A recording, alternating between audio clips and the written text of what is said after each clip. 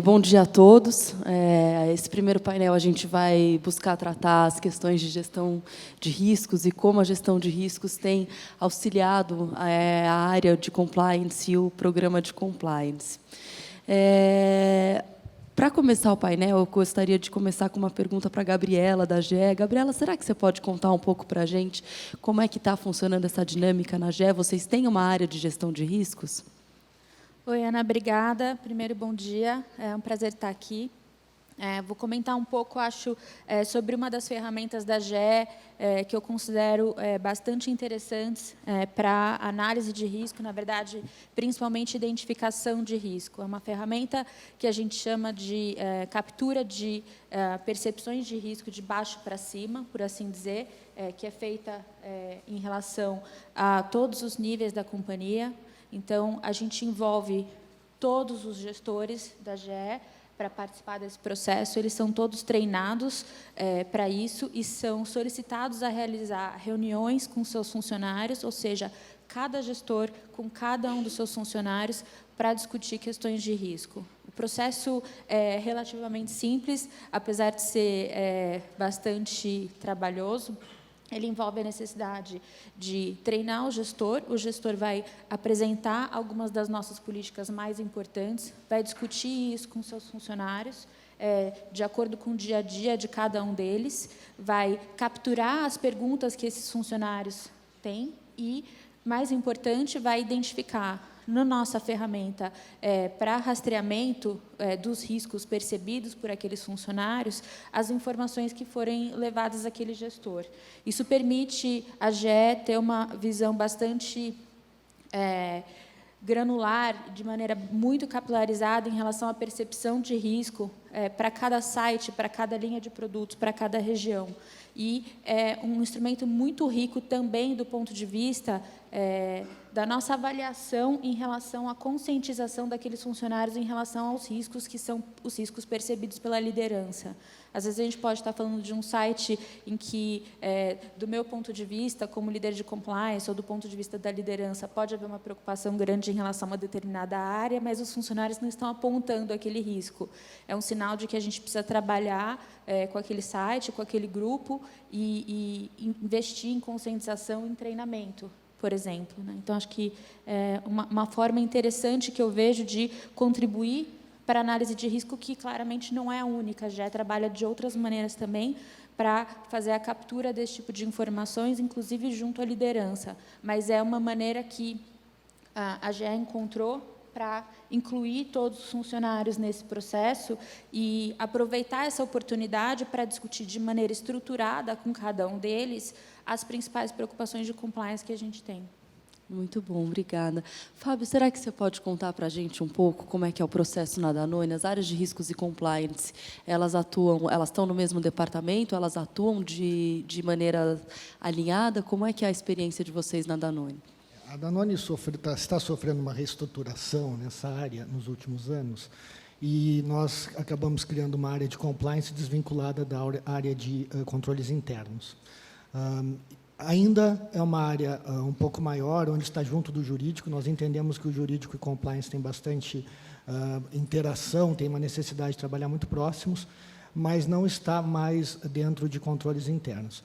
Com essa modificação, a gente tem uma nova forma de agir e de entender os riscos, não tão mais riscos financeiros e relacionados à fraude, também esses, mas não só esses, porque, na realidade, compliance vem muito da década passada, sobre a Sarbanes-Oxley, onde a maioria das pessoas que trabalhavam nessa área estavam relacionadas à auditoria. E talvez faltava um pouco do conhecimento de compliance mais relacionado à corrupção, à antitrust. Então, nós estamos reestruturando essa área e criando uma nova ferramenta de análise de risco ou de identificação de risco um pouco mais aprofundada do que se tinha antes. Antigamente, a Danone tinha uma ferramenta muito antiga de análise de riscos, que estava relacionada a riscos de produtos, riscos regulatórios, riscos de qualidade, riscos de segurança empresarial, mas a questão de riscos externos, ou seja, de corrupção, de antitrust, não era tão focada. Então, agora nós estamos desenvolvendo uma ferramenta um pouco mais específica, mas que não seja também aplicável da mesma forma a todas as áreas da empresa. A gente quer também desenvolver subferramentas que, de alguma forma, atendam melhor determinadas áreas de negócio. Quer dizer, o compliance para a parte de distribuidores não pode ser o mesmo checklist ou a mesma pergunta que é feita para um compliance para os nossos fornecedores, ou como é feita para os nossos consultores, advogados, lobistas. Então, a gente não queremos aplicar uma solução unificada, a gente quer fazer algo um pouco mais customizado, pensando na eficácia. A gente, muitas vezes, pensa na construção da ferramenta porque precisa de uma ferramenta. Eu quero primeiro descobrir que tipo de eficácia, que tipo de resultado eu quero conseguir ou alcançar, e daí passar a construir a ferramenta. Senão, muitas vezes, a gente subdimensiona um sistema, investe muito e tem pouco efeito prático. Então, primeiro eu quero identificar a necessidade para depois construir a solução.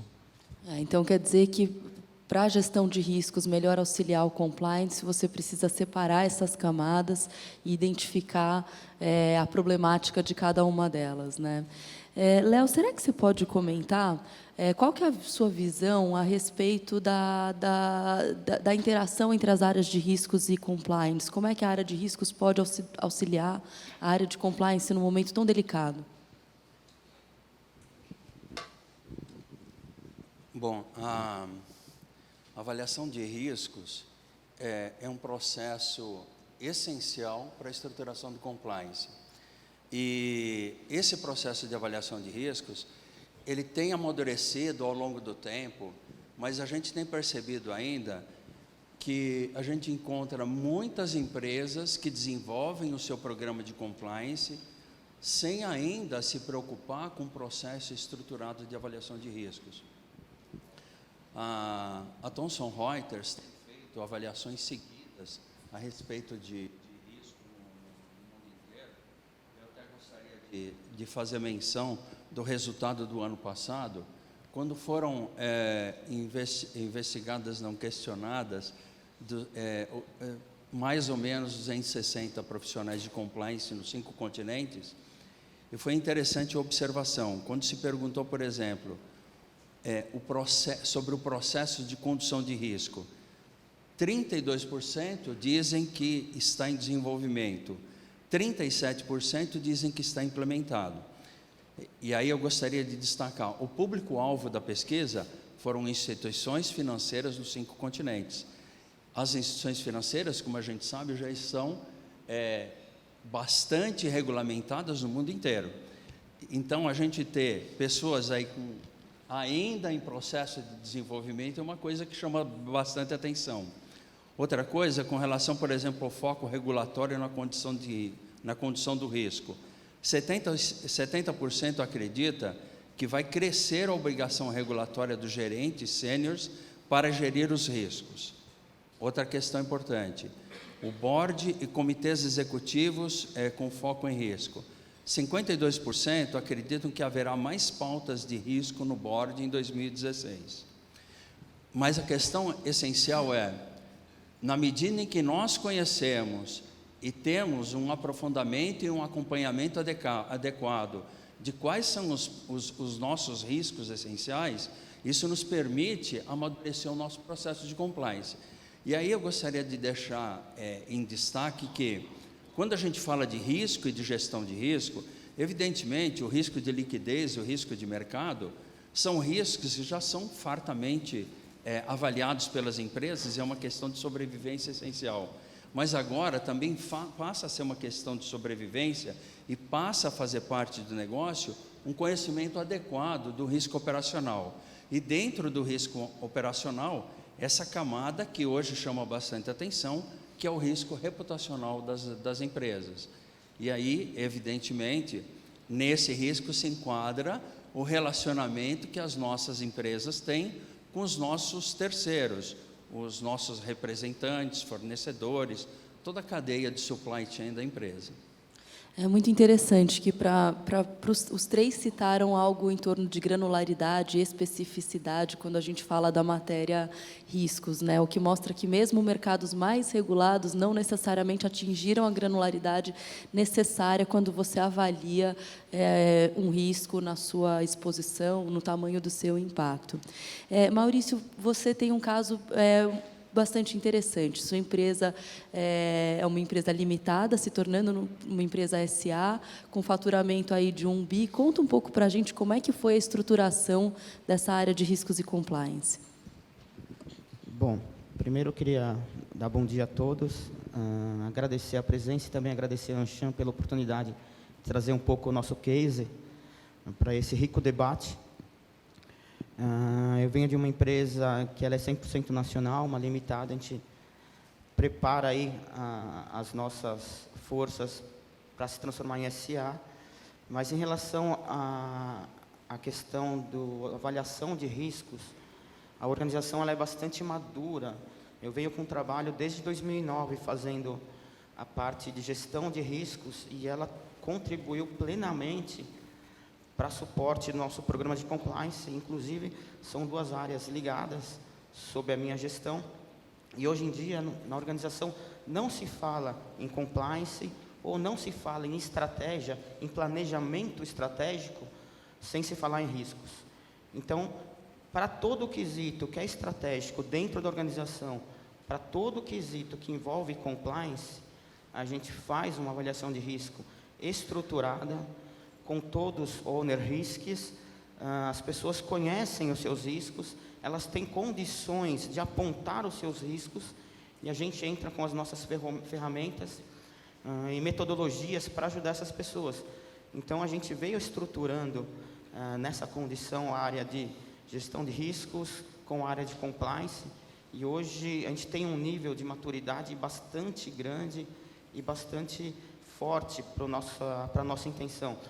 E eu entendo que deva ser assim, independente da situação de risco que ela pode ser apontada, o risco ele deve ser tratado, né? O risco é inerente ao seu negócio, o risco faz parte da sua condição de negócio.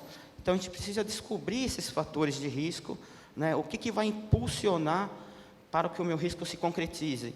O que permite que ele cause um impacto ou algum dano na companhia?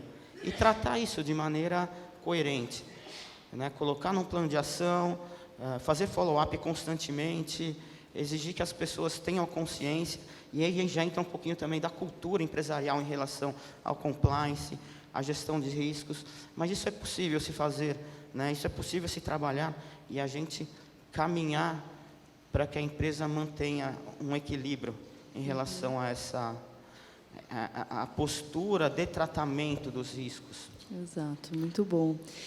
Falando ainda nessa vertente de riscos, compliance, anticorrupção, a interação com terceiros pode ser sempre um foco de alto risco para as empresas, sejam terceiros que trabalham, atuam em nome da empresa, seja uma mão de obra terceirizada. Fábio, eu queria que você contasse um pouco da sua experiência na Danone. Como é que vocês lidam com a questão de terceiros nesse âmbito de riscos e compliance? Eu acredito que, não só para a Danone, mas para grande parte das empresas, quem faz algo errado normalmente está fora da empresa, ou a serviço da empresa, a pedido dela para fazer algo errado, ou fazendo a revelia da empresa. Isso, independente de como é a causa, é algo que tem que ser evitado, né? Então, entendendo que o foco de risco, 80%, 90% dos casos, vai estar fora da empresa, porque é onde você não tem o controle do dinheiro, e onde você controla o dinheiro, você impede o mal feito, você efetivamente tem que usar os seus recursos, o seu investimento, o seu tempo, para que a prevenção aconteça onde ele tem um efeito maior. Obviamente, o controle de pessoas jurídicas que não estão dentro do seu grupo, ou de até pessoas físicas que são seus prestadores, é algo difícil. Então, a pré-seleção é fundamental. Como é que você pré-seleciona? Criando critérios daqueles que podem fazer parte do seu grupo de relação ou não. É a mesma coisa que nós, quando escolhemos nossos amigos, né? Quem são aqueles que podem ser os nossos amigos? Para ser meu amigo, vai ser uma decisão pessoal de critérios pessoais. Cada empresa tem que criar os seus próprios critérios. Não adianta simplesmente estabelecer regras padronizadas e básicas e padrões de comportamentos aceitáveis ou não, que não tenham aderência ao tipo de negócio que você vai agir. Por exemplo, seria talvez impossível para alguns tipos de empresa prescindir de lobistas. porque faz parte da atividade do dia a dia dessa empresa, é do DNA dessa empresa. Então, para isso, você vai precisar criar uma forma de se relacionar com os lobistas que seja aceitável e dentro dos padrões de compliance que evitem esses danos. Outras empresas já deveriam não ter a necessidade de atuar com lobistas por causa das suas características. Então, a existência de um lobista pode ser até um red flag para aquele tipo de operação. Então, a administração de terceiro, eu acho que tem que ser uma coisa muito bem pensada e não padronizada. Simplesmente pegar um programinha que faça um levantamento dos 8.000 fornecedores ou 20.000 fornecedores que nós tenhamos e tratar eles da mesma forma, vai produzir uma quantidade enorme de informação e de dados que não vão conseguir ser consumidos e que não vão ter um efeito prático. Então, acho que o importante é buscar a relevância do fornecedor e o risco que este fornecedor te traz. Quer dizer, não só a relevância financeira, um fornecedor ou um distribuidor de grande porte, mas a relevância estratégica dele. Se, por exemplo, é um escritório de advocacia que há muitos anos lhe representa perante a Receita Federal e ter conseguido ganhos de causas assustadores acima do que outros estariam conseguindo em situações iguais, nós deveríamos reavaliar esse tipo de prestador. Quer dizer, quais são as práticas que este prestador está trazendo para conseguir resultados tão acima de um padrão de mercado esperado. Nós temos que entender que existe um benchmark, existe uma forma de agir que é esperado, existem profissionais que conseguem resultados melhores, mas não existe mágica. Quem traz mágica, quem traz resultados e soluções inesperadas, na maior parte dos tempos, tem alguma coisa que nós temos que visualizar. Eu acho que assim, é tudo uma questão de investimento. Vamos usar o dinheiro da empresa de forma seletiva. Vamos colocar os investimentos e os controles de terceiros naqueles terceiros que efetivamente trazem maior risco. Na Danone, por exemplo, nós sabemos que a questão de distribuição é altamente relevante. Nós temos uma capilaridade no Brasil inteiro, você consome os nossos produtos em qualquer município desse país. Bom, sabendo disso, esse é um foco onde nós temos que nos preocupar.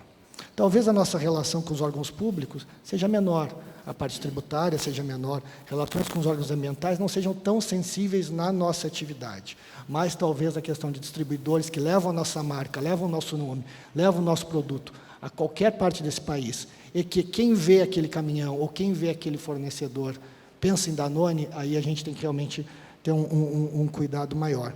Então, o que nós estamos tentando, ao invés de comprar padronizações e soluções prontas, de fazer vetting de terceiros de forma igual, é efetivamente criar critérios para cada uma das atividades de risco da empresa. Muito bom. Gabriela, você pode comentar também? Não, acho que em linha com o que o Fábio falou, acho interessante comentar também que o fato de ser identificado um risco não necessariamente quer dizer que a área de compliance vai recomendar que aquele fornecedor, que aquele terceiro não seja utilizado. É importante também entender quais caminhos a gente pode tentar usar para mitigar aquele risco. Que tipo de cuidados podem ser tomados, não só do ponto de vista contratual, claro, mas também no dia a dia, né? Que monitoramento a gente está fazendo em relação aos riscos que foram identificados, caso seja tomada a decisão de ir em frente com aquele terceiro. E quanto maior o seu número de distribuidores, fornecedores, terceiros, maior a necessidade de aplicar aí uma curva ABC para você conseguir tratá-los antes, né?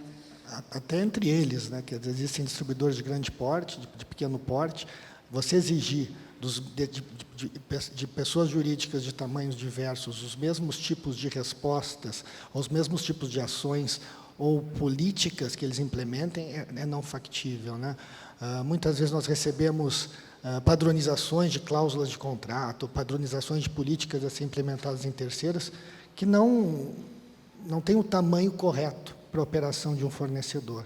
Então, essa tropicalização, esse entendimento da nossa realidade, fazer essa negociação interna daquilo que, às vezes, é uma demanda corporativa para uma necessidade local, dimensionar essa necessidade, eu acho que é muito importante, porque, senão, nós vamos ter um departamento de burocratização, de criação de informações e documentações e dados não usados. e que não tragam nenhum tipo de efeito. Eu acho que o maior risco do Departamento de Compliance é se tornar um departamento burocrático e não um departamento de transformação de uma realidade de uma corporação.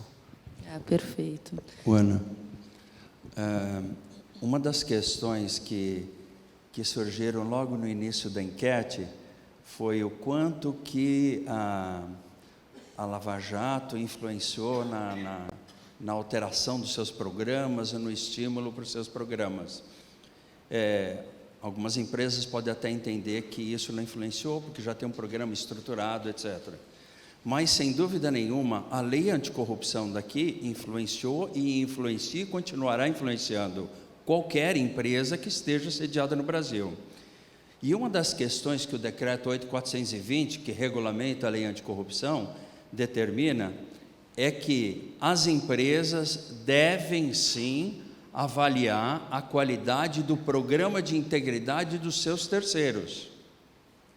Mas como é que eu faço isso?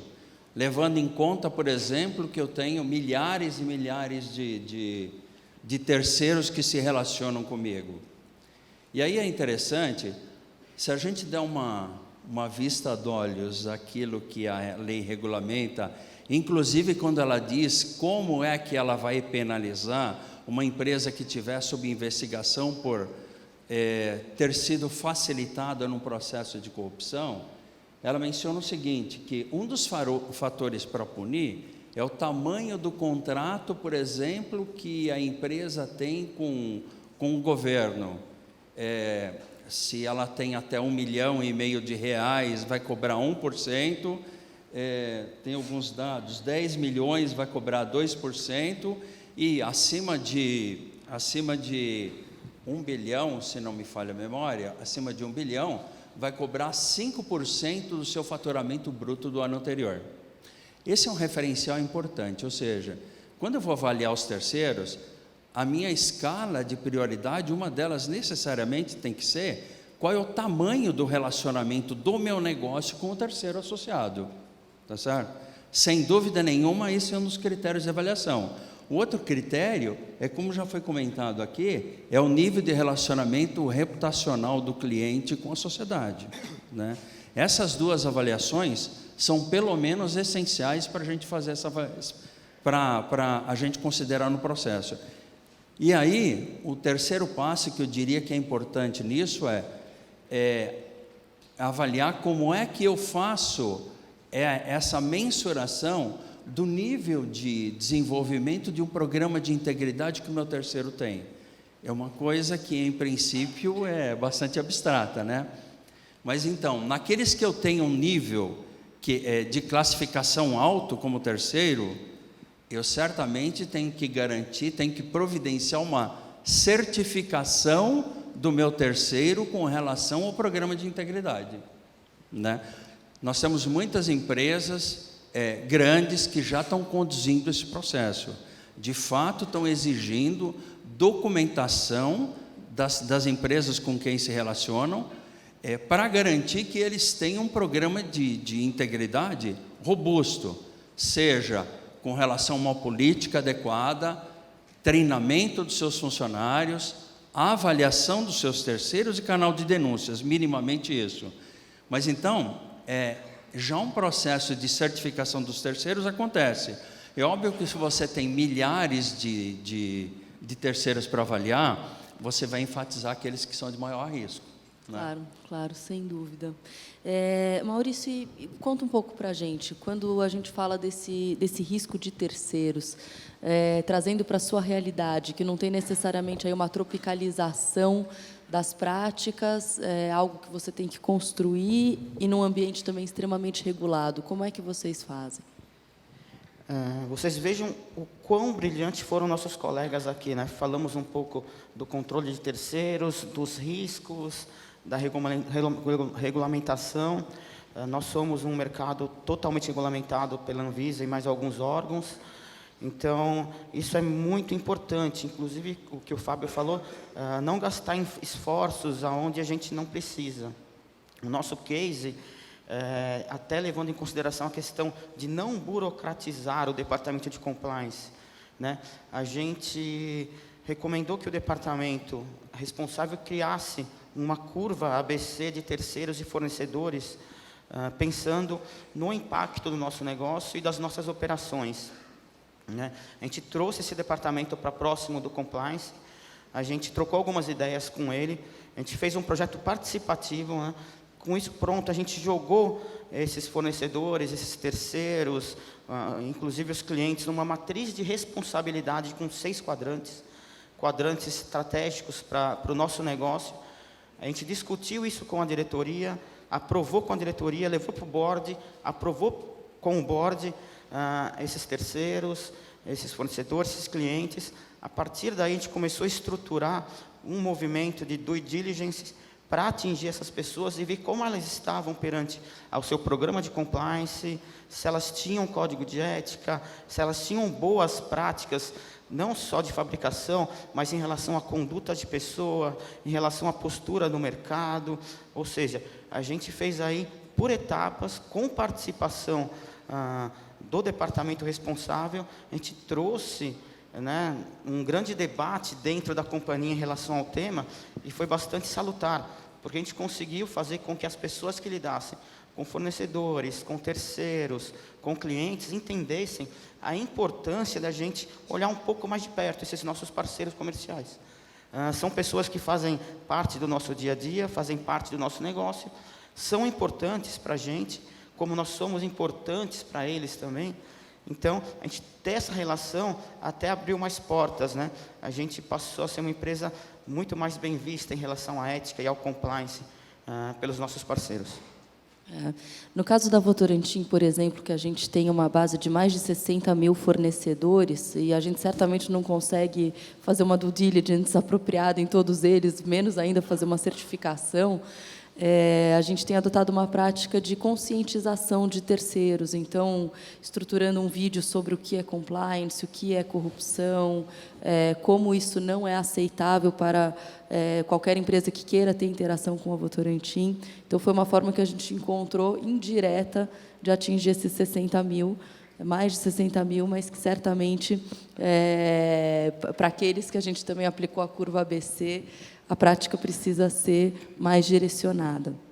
E aí, falando de práticas mais direcionadas, Léo, será que você consegue dar para a gente um exemplo do que tem hoje disponível no mercado para auxiliar na gestão do risco de corrupção e atrelado a terceiros, ou não, mas alguma ferramenta que ajude neste processo? Não a ferramenta em si, mas quais são as possibilidades que esse mercado traz para a gente?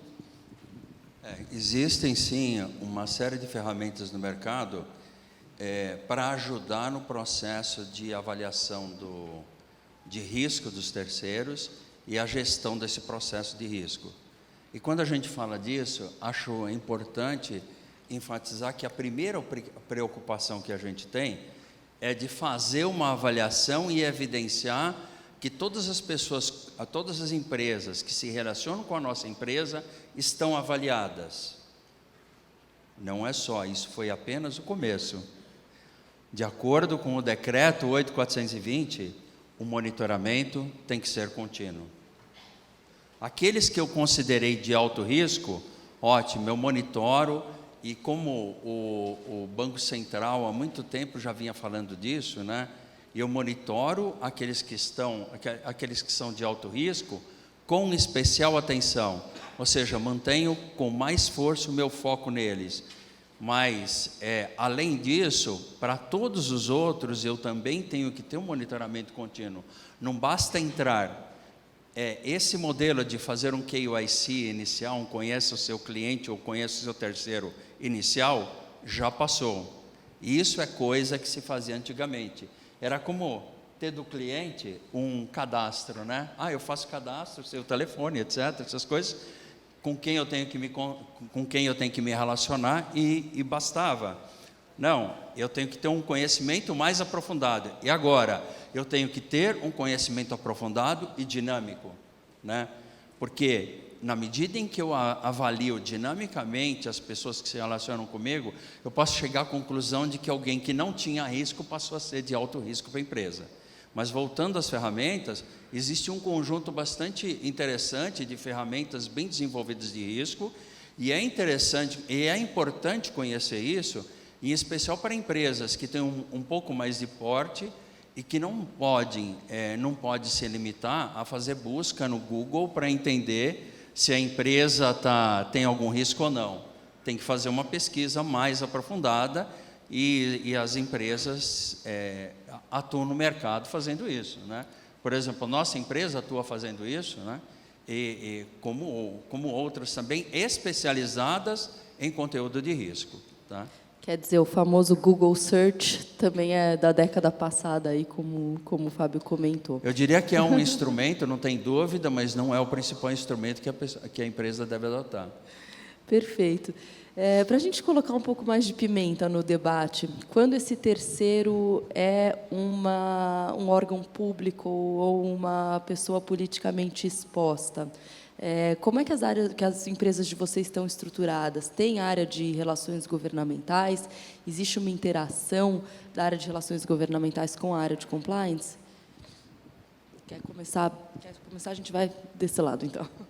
Bom, nós temos sim uma área de relações governamentais, essa área é ligada à área de relações institucionais, e a gente tem uma ligação bastante estreita, principalmente com relações governamentais. O pessoal, sim, tem contato quase que diariamente com pessoas politicamente expostas, então a gente intensifica os treinamentos, intensifica a troca de informações entre eles, para poder reforçar um pouco que tipo de conduta eles devem ter perante aos entes governamentais, as pessoas que gerem esses entes governamentais.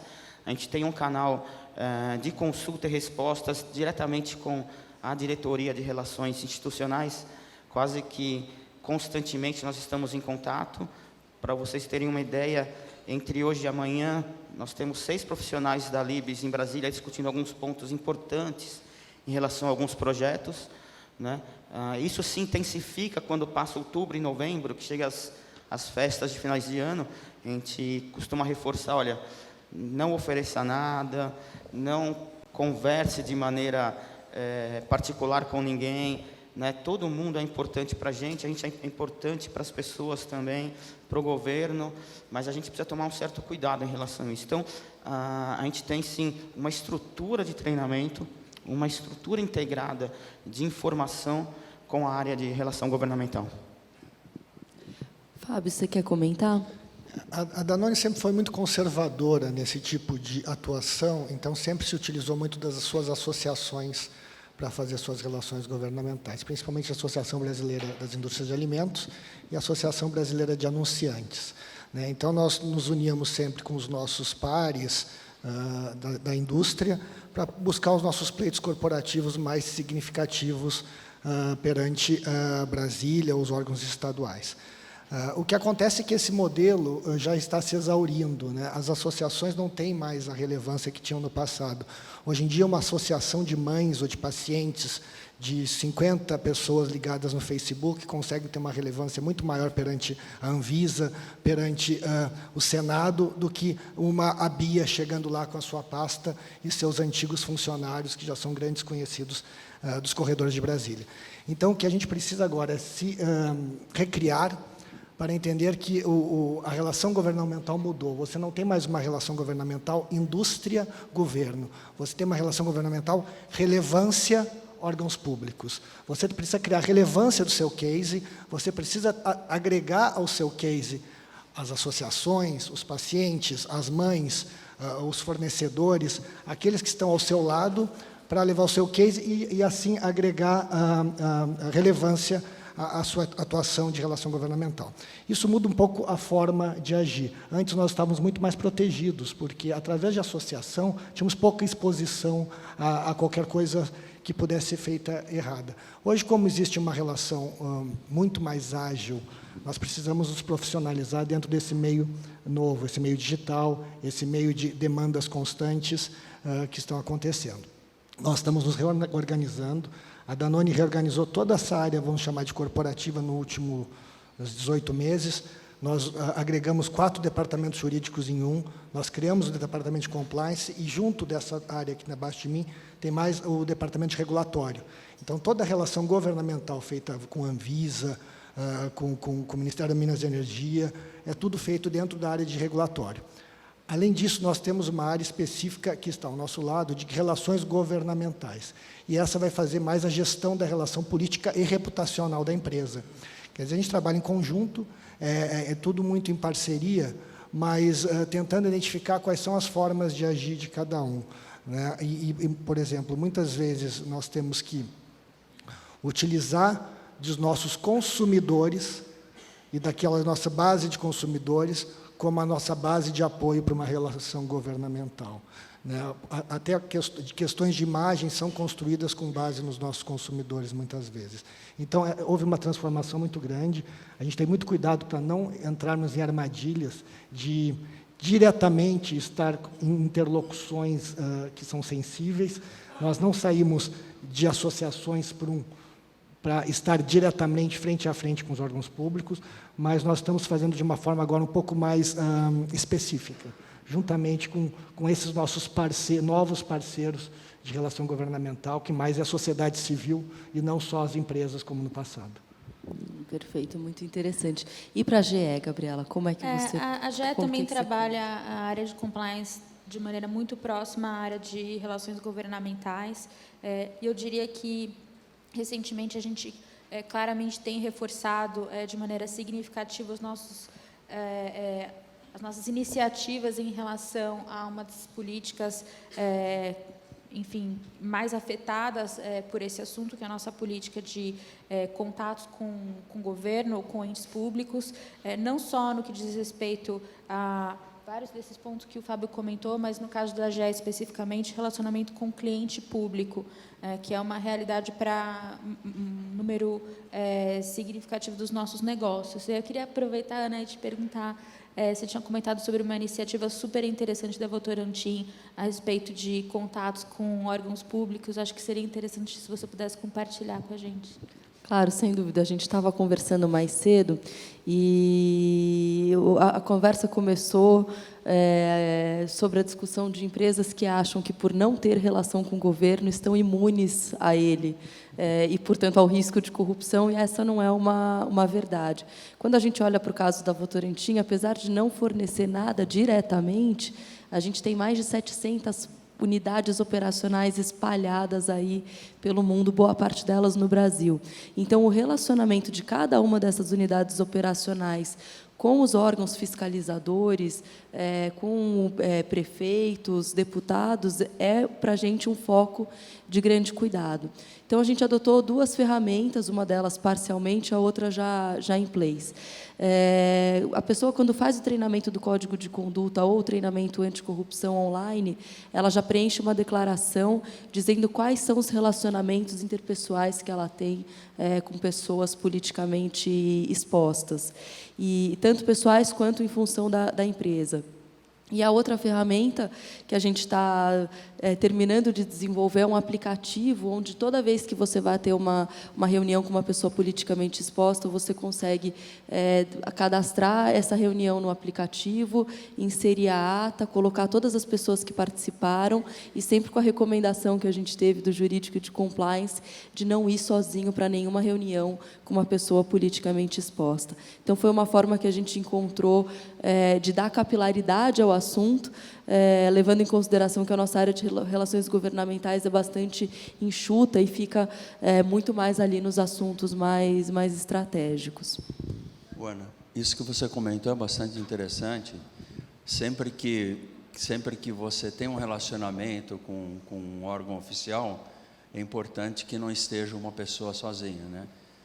A Thomson Reuters é um dos segmentos de grande interesse para negócio da empresa, sem dúvida, o segmento público, mas a gente tem pessoas que são especialistas em governo e que sempre acompanham o especialista da solução ou da ferramenta que vai estar em contato com o órgão público, né?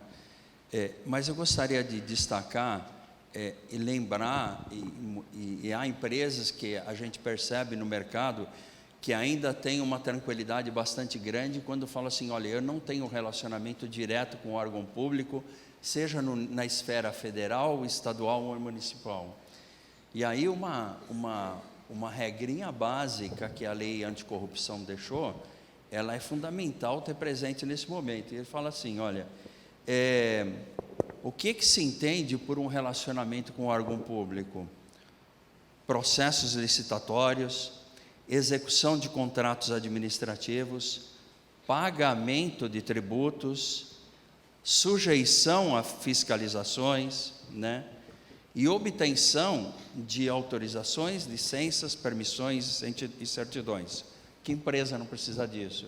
Então, nessa relação toda, as áreas de compliance têm que estar atentas, porque é aí que pode morar o risco, né? Com certeza. É muito importante, pessoal. Quando falamos em pessoas politicamente expostas, a gente logo vem à mente aquela nuvenzinha, é um deputado, é um vereador, é um senador, é um presidente de uma agência reguladora. Não, como o Léo falou muito bem, devemos considerar aí vários entes. São fiscais, são pessoas que fornecem aquele carimbão para a gente, às vezes, de um certificado que a gente precisa, de uma licença que a gente precisa. Então, a gente precisa ampliar um pouco a visão e olhar o que diz a regulamentação e praticar ela de maneira bastante ampla. Uma das coisas que a gente adotou também, até em função da dificuldade de centralizar, nesse caso foi com uma empresa terceira, uma consultoria que nos auxiliou no processo, mas a gente fez um mapeamento por área, de quais são os órgãos governamentais que cada área se relaciona e devolveu a responsabilidade para cada departamento, né? Então, você descentraliza um pouco e passa essa responsabilidade para quem está no dia a dia. Eu gostaria de começar a abrir para as perguntas da plateia. A gente já tem aqui 4 perguntas.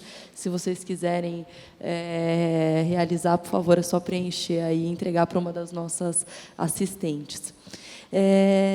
Eu tenho uma pergunta aqui que é direcionada a todos vocês, que é se existe uma ordem de prioridade para o compliance sobre determinados assuntos e determinadas áreas. A forma como eu enxergo o compliance, de repente, ficou super importante. No Brasil, a Lava Jato pode talvez não ter alterado os programas, mas alterou o nível da discussão. E aí, como é que você faz para definir o que você ataca primeiro? Você quer começar, Fábio? Eu acho que não existe uma resposta pronta, mas eu posso dividir um pouco a experiência que nós fizemos numa área específica. Nós tínhamos uma área sensível, uma área onde os riscos vinham através de aquisições e que nós tínhamos que equalizar esses problemas ao longo do tempo, de várias aquisições que nós fizemos. Nós tínhamos que tornar o padrão de compliance acima do que o que nós havíamos adquirido. O que a gente fez? A gente fez um mapeamento onde colocamos num quadrante extremado risco criminal e fechamento da fábrica por mais de 100 dias. E povoamos todas aquelas opções que existiam naquele ambiente que poderiam causar esse tipo de coisa.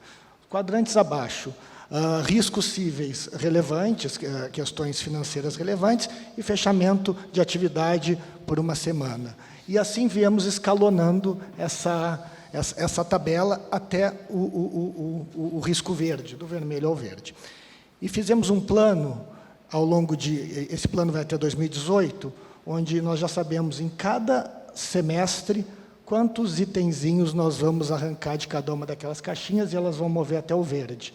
Obviamente, nem todo mundo vai conseguir ficar 100% de verde em suas atividades. Então, nós estabelecemos qual é o nosso apetite a risco que a empresa tomaria, até onde nós investiríamos para trazer os níveis de risco para o nosso padrão aceitável. E quanto que nós orçaríamos, quais eram os tipos de recursos que nós precisaríamos agregar, recursos internos, externos. Criamos um comitê, e esse comitê é um projeto. Da mesma forma que nós criaríamos um projeto para uma construção de uma fábrica, para um desenvolvimento de um produto novo, é um projeto estruturado, planificado, orçamentado, com recursos pré-estabelecidos e metas e KPIs pré-estabelecidas. Eu acho que muitas vezes falta no compliance onde que eu quero chegar. Qual é o nível de eficácia que eu quero atingir? É 100%, 80%, 70%? Quanto que eu vou gastar para ter esse nível de eficácia? Qual é a área que eu vou ter esse nível de eficácia? Nós falamos muito em implementação e falamos muito pouco em eficácia, em solução. Qual é o quanto que eu alcancei? Será que aquele R$1 milhão que eu investi me deram um retorno de R$2 milhões ou me deram um retorno de R$200 mil? Né? Então, é exatamente isso que nós estamos tentando fazer na Danone agora. É não trazer essa questão de simplesmente uma implementação de um programa de compliance robusto.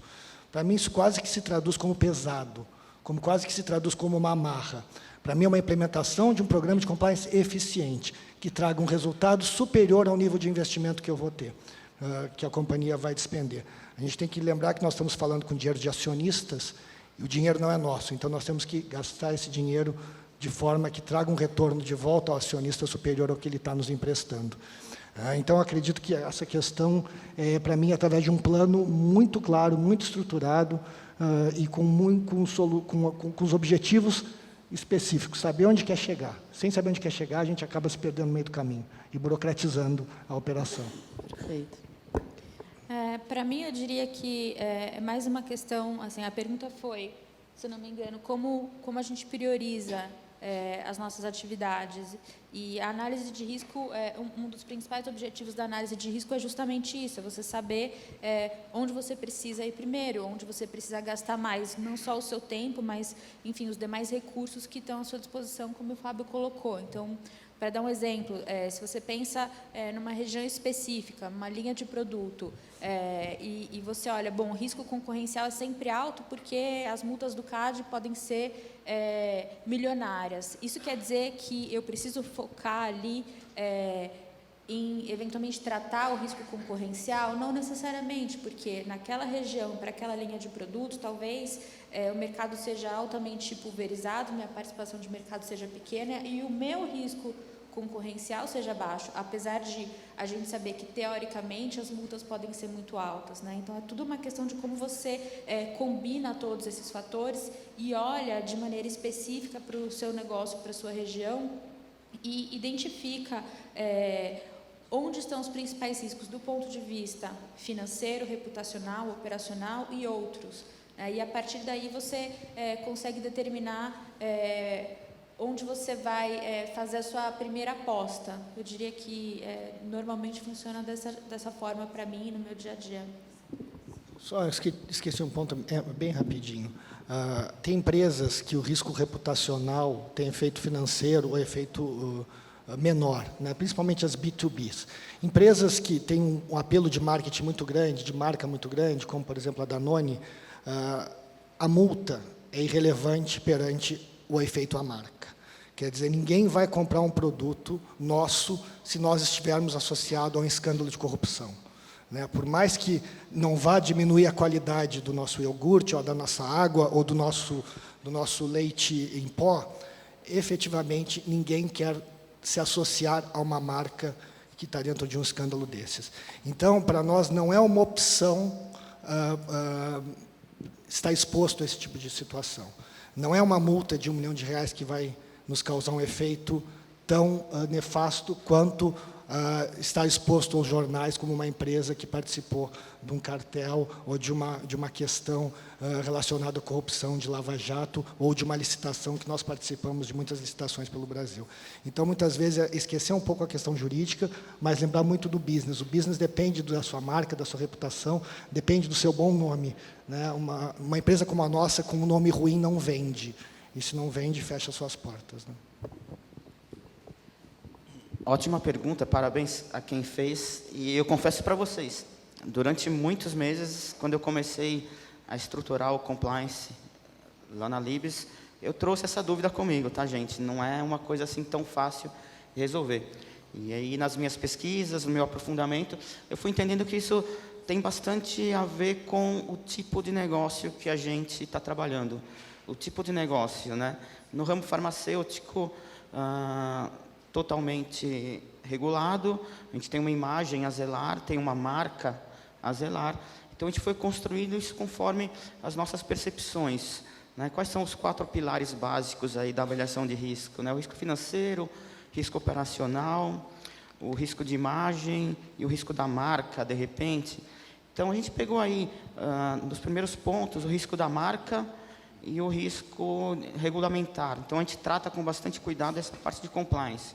E aí, depois a gente vem num segundo pelotão, tratando o risco financeiro e o risco operacional, dentro do nosso programa de compliance. Então, a gente montou essa escala pensando em proteger a marca, né, em proteger a nossa imagem, não só em relação ao nome, mas em relação à qualidade dos nossos produtos. Né? Uma das peças-chave dentro da empresa é trazer que esse produto ele pode contribuir para que a pessoa tenha uma saúde plena, tenha um conforto no seu tratamento. Então, tudo o que é relacionado à nossa marca, ao nosso produto, em relação à regulamentação, a gente trata num primeiro plano, e num segundo plano, que está bem próximo também, a gente começa a entrar um pouco aí no compliance financeiro e no compliance operacional.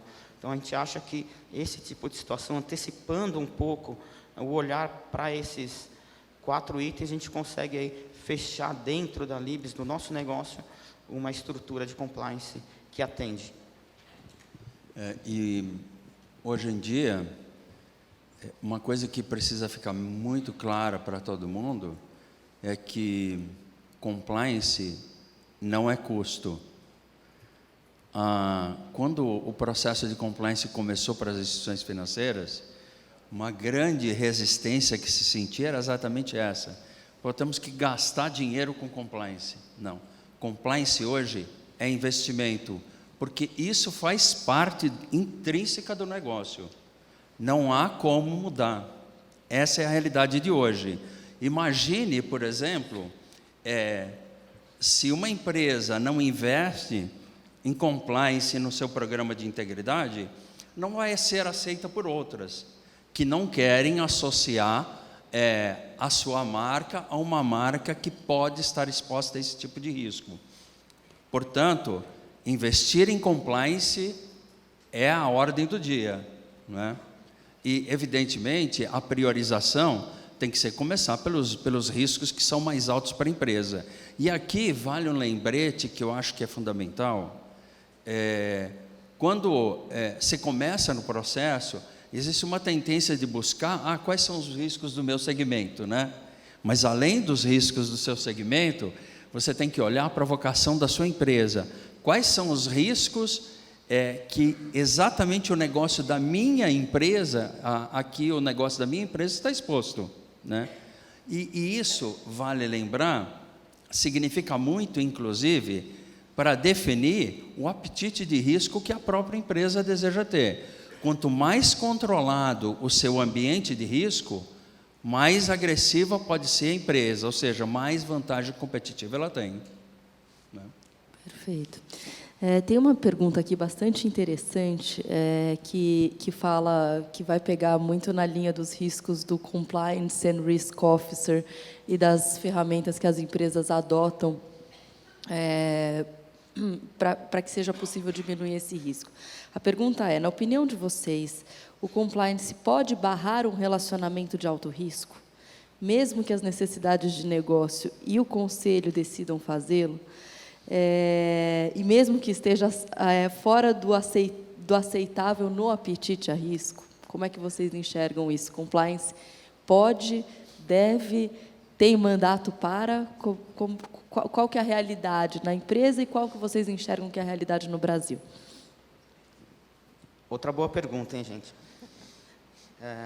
Eu acho que sim, o compliance ele deve, no máximo que ele tem potência, para barrar alguma situação que possa impactar diretamente o negócio da empresa, seja através de arranhar a imagem ou de alguma perda financeira severa, mas, enfim, isso não deve ser feito de maneira abrupta. Eu acho que o compliance ele pode estar dividido em algumas camadas dentro da empresa, entre o board e o CEO, ou abaixo do CEO, ou ligado a uma diretoria, mas eu acho que ele precisa levar ao conhecimento das pessoas que tomam a decisão o quão aquilo é importante ou aquilo deve impactar, né? Se ele vai ter a força o suficiente para barrar uma operação, para barrar uma ação, eu acho que é uma discussão de segundo nível. É uma discussão que a gente precisa ter internamente, e até quando a gente estiver montando os monitoramentos de compliance, olhando um pouco para o apetite ao risco e para o impacto do nosso negócio, já trazer essa discussão à tona também, antecipadamente, no sentido de alertar, olha, em algum momento pode acontecer alguma coisa que a gente vai ter que agir com mais austeridade, a gente vai ter que trabalhar com um pouco mais de força, ou seja, situações pontuais que vão estar sob os olhos do compliance, até que ponto a gente vai interferir e a gente vai bloquear. É muito diferente de uma pessoa tirar uma dúvida com o compliance, se ela vai ter um conflito de interesse trabalhando em 2 lugares, ou se ela vai ter algum conflito com uma reunião com uma pessoa politicamente exposta. Ou seja, né, essa pergunta ela é de uma amplitude bastante grande. O que a gente procura fazer lá é levar ao conhecimento toda a situação de compliance que possa impactar diretamente o nosso negócio. E uma recomendação mais forte, sim, ela está sempre sob a nossa mira de perspectiva. Acho que um ponto interessante aí é justamente usar as ferramentas que gestão de riscos tem para conscientizar até mesmo a alta liderança sobre os impactos caso aquele risco materialize, né? Então, se for algo ilícito, lembrar que dá prisão, e se nada disso funcionar, definitivamente mudar de emprego. Mas, do ponto de vista de conscientização de conselho de administração e diretoria, a área de riscos pode dar uma ajuda forte para a compliance, lembrando aí todos os impactos em todas as vertentes, seja reputacional, financeiro, legal, e assim por diante. A pergunta, inclusive, foi extrema no sentido de dizer, olha, e se o board da empresa também está envolvido? A obrigação do compliance é lembrar dos riscos a que a empresa se sujeita, como já foi falado. E eu me lembro que no mês passado, no congresso de compliance da nossa empresa, eu tive a oportunidade de falar com o juiz Marcelo Bretas, que é um dos juízes da Lava Jato, lá no Rio de Janeiro, e que está avaliando os casos das empresas de energia e do BNDES.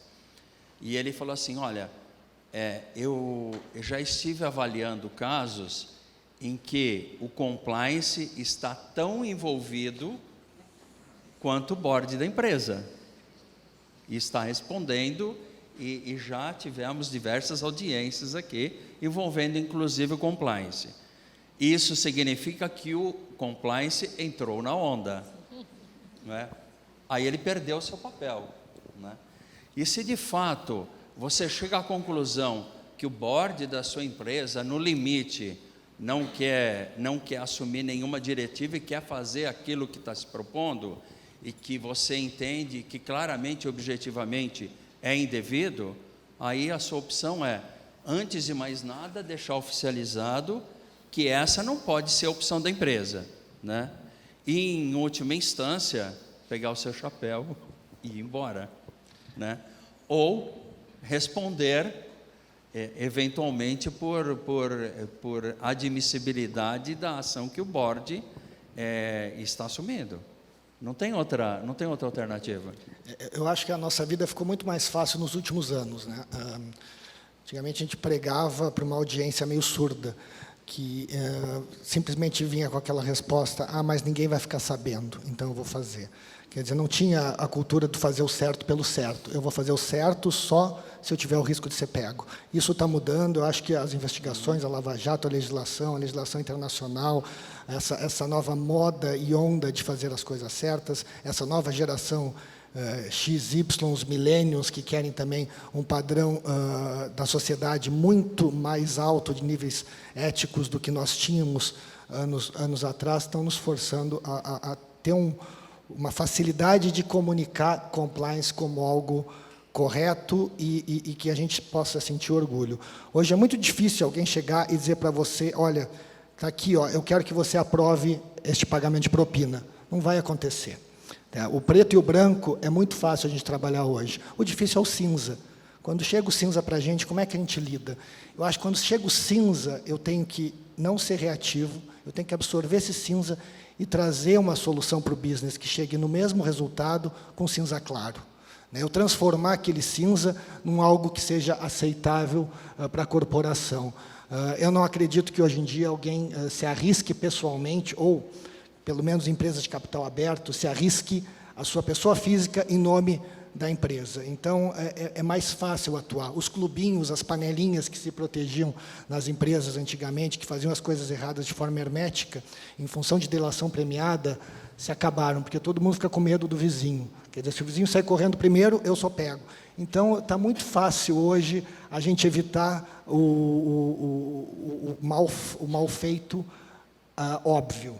Né? Mas eu acho que o Compliance Officer, o Departamento de Compliance, agrega valor quando aquela necessidade do negócio, e que vem como uma demanda não tão correta, é transformada numa solução correta.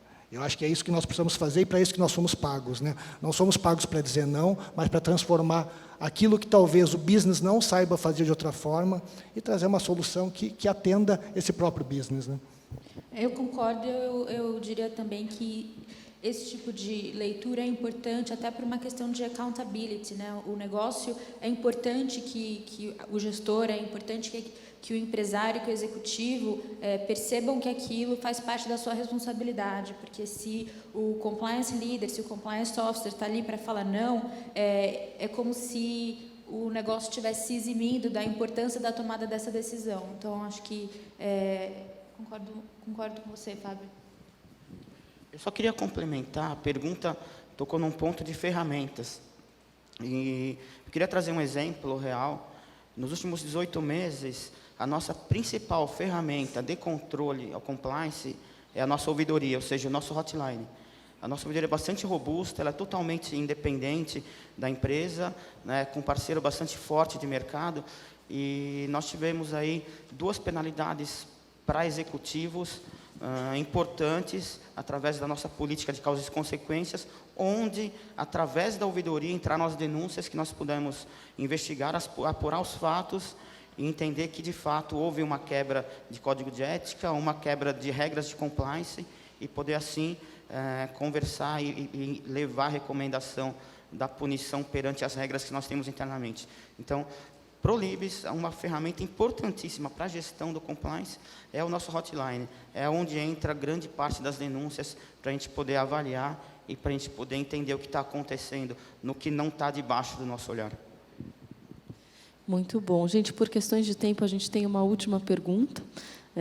A gente tem um outro painel acontecendo aqui mais tarde, então, certamente vamos poder aproveitar pelo menos o coffee para tentar responder parte das outras. Essa é uma pergunta que volta ao assunto um pouco para terceiros, né? Como é que a gente faz para um terceiro aderir ao nosso programa de compliance, ou nosso programa de corrupção, caso esse terceiro não tenha? Algum de vocês já passou por essa experiência? Eu já, assim, recentemente eu vivi uma situação parecida e eu acho que tem várias questões que a gente precisa avaliar. Primeiro, qual é o papel daquele terceiro? A gente está falando de um representante de vendas? A gente está falando de um fornecedor? A gente está falando de um despachante? Isso é determinante para você saber por que caminho a análise deve ir. Você primeiro, claro, precisa fazer uma análise dos riscos a que aquele terceiro está sujeito para entender qual o tamanho e qual a quantidade de remédio que eventualmente precisaria ser administrada ali, né? Em algumas situações pode ser suficiente que você introduza essa cultura e que você apresente a sua própria cultura de compliance, o seu programa, e aquilo pode surpreender no sentido de que a adesão é muito rápida, muito fácil e fluida, mas não necessariamente, vai depender, de novo, do tipo de terceiro com quem a gente eventualmente estiver falando. Acho muito importante, além de eventuais proteções formais do ponto de vista de contrato, ter um monitoramento, ter um acompanhamento que seja efetivo, que não seja para inglês ver, como a gente diz, né? Que não seja só no papel, que na prática esteja acontecendo e que cada funcionário da empresa seja responsável por aquilo no dia a dia. né? Então, não adianta o jurídico orientar em relação à assinatura de um determinado contrato, que vai prever cláusulas que nos dão, eventualmente, oportunidade para fazer esse monitoramento, até mesmo uma auditoria, se o time, por exemplo, responsável pela execução do projeto, que tem interface direta com aquele terceiro, não se sente responsável por acompanhar aquilo na prática. Então, acho que é uma combinação de todos esses fatores, mas principalmente o engajamento de todo o time, de todos os empregados que venham a ter interface com aquele terceiro. Esse é um ponto bem importante, né? Como você devolve para a primeira linha de defesa, que são as próprias áreas que fecham esses contratos, a responsabilidade de conscientizar, de aderir, de verificar se eles estão participando. Então, isso diminui um pouco a carga no compliance, e aí eu sugeriria deixar o pacotinho de compliance pronto, de forma que você consiga entregar a pastinha para os gestores e permitir que eles façam a parte deles também. E da mesma forma que trabalhar no compliance dentro da empresa e no programa de integridade da empresa é um investimento, também a mesma coisa se aplica com relação aos terceiros, que são essenciais no seu negócio. Tem que investir com eles. Se eles não têm nada de programa de integridade, tem que começar e fazer. Eles têm interesse de continuar no negócio? Tem que sentar com as pessoas e ajudar a montar um programa de integridade e de compliance. Simples assim. Tem que haver esse investimento e esse comprometimento, não tenho dúvida nenhuma. Eu acho que simplesmente fazer o fornecedor assinar um programa de compliance ou uma cartinha dizendo que vai aderir ao nosso programa de compliance, para mim não serve para nada. Não muda nada, não quer dizer que ninguém vai fazer a coisa certa, até porque quem faz errado assina qualquer papel. Né? Quem talvez tenha preocupado em fazer a coisa certa, que vai analisar aquele documento com cuidado e questionar e talvez não querer assinar. Eu acho que o primeiro passo é construir o negócio de forma lógica. Quer dizer, se você vai contratar um despachante, você tem que ter um contrato adequado para ele e uma remuneração adequada ao serviço, sem sobras, sem excessos, que possa criar a oportunidade para que as coisas erradas aconteçam. Fornecedor, a mesma coisa. Qual é a sua política de desconto? Então, às vezes, não é a cláusula de compliance, às vezes não é o programa de compliance, mas a estruturação do negócio de forma com que ele se desenvolva dentro de um limite que ele possa fazer apenas aquilo que ele está sendo contratado. Se você, por exemplo, tem uma relação com distribuidores, onde as políticas de desconto ou políticas de reembolso são tão abertas que ali sobre dinheiro para fazer coisas erradas, não importa você colocar uma cláusula de compliance, uma aderência de compliance, se a oportunidade para a coisa errada está dentro da própria estrutura do business. Então, repensando o negócio, repensando como a gente ajuda dentro do jurídico, dentro do compliance, para que as remunerações, deve ser por hora ou deve ser por success fee? Por que é success fee? Quer dizer, é um caso típico de success fee ou você está incentivando para que ele tenha medidas extremas para conseguir um pagamento daquilo que ele não vai ter, então vai ter que dar uma forma de conseguir se pagar pelo serviço que ele está prestando. Então, obviamente que criando um business lógico, aí nós temos que partir para as questões de integridade e aderência aos padrões de compliance mínimos que sejam necessários para aquela atividade. Um despachante talvez seja uma cláusula, um grande fornecedor talvez seja uma criação de um programa de compliance dentro deles. Então, mas eu volto um pouquinho atrás, eu acho que a gente tem que analisar como é que nós estamos construindo o nosso negócio. Ele está lógico dentro do padrão de comportamento do business, ou vamos simplesmente colocar uma cláusula para depois ter um arquivo e dizer, opa, eu pedi para o meu fornecedor, ele prometeu para mim que ia ser compliant, então eu estou protegido. Quando, na realidade, não tem efeito nenhum. Será que é necessário, né? Por que a gente está fazendo essa contratação? Será que a gente está contratando Exatamente. porque a gente está meio que terceirizando não só o serviço, mas também coisas que internamente a gente não pode fazer? Estão fechando os olhos, né? Bom, já que eu não quero fazer, empurra para o outro, paga, não sei a forma como ele vai trazer essa solução. Exatamente. Gente, olha só que interessante. Um bom contrato, uma boa remuneração justa, exigir um serviço justo, ajudar o nosso fornecedor, nosso terceiro, a se enquadrar num compliance regulado, que não seja oneroso para ele, mas que dê segurança. E, além de tudo, importantíssimo, acompanhar esse terceiro, ver o que ele está fazendo aqui dentro. Uma coisa que me deixa louco da vida é que tem muita gente que acha que o terceiro é Deus da empresa. Aí o cara se acha onipresente, onipotente, onisciente. O cara sabe mais que você, o cara manda mais que você, quer dizer, o cara está em todo lugar da empresa, dando pitaco em tudo. Isso também é complicadíssimo. Isso pode gerar um impacto muito grande. Então, a gente precisa tomar cuidado com todas essas esferas quando se fala em terceiros. E o terceiro, hoje em dia, sem sombra de dúvidas, é a pessoa que mais está presente nas grandes companhias, é a pessoa que é mais importante para alavancar os nossos negócios, e é a pessoa que a gente tem que tomar mais cuidado. Veja que é uma balança que ela está num equilíbrio, mesmo no equilíbrio, ela ainda tende a ser perigosa, né, e tende a dar um tombo na gente. Então, é uma coisa que eu falo para a minha turma, para os meus alunos, olha, gestão de risco, o pulo do gato e antecipação. Terceiros, o pulo do gato é o controle, desde o início da contratação até a entrega total do serviço. Sem isso, a gente fica aí numa zona cinzenta bastante complicada. Excelente, muito obrigada. A gente finaliza aqui, então, esse primeiro painel. Queria agradecer a Anshan e principalmente aos palestrantes. Deixo a palavra agora com a Débora. Então, nossas salvas de palmas para os nossos palestrantes.